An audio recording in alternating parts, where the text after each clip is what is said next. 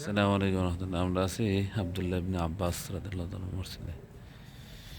এই যে মসজিদ, এখানে কোরআন হাদিসের দরস চলে। মসজিদ বিশাল বড় মসজিদ। এদিক দিয়ে তাকাইলে অনেক, এদিক দিয়ে তাকাইলে অনেক, যেদিক দিয়ে তাকাবেন এটার একটা ডিজাইনটা আবার অনেক সুন্দর।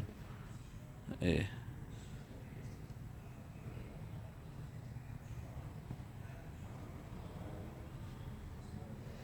এই যে এখানে অনেকেরা বসে বসে কোরআন পড়তেছে। মসজিদের মধ্যে অনেক মানুষ কোরআন পড়তেছে। এখানে কোরআন হাদিসের দরস চলে।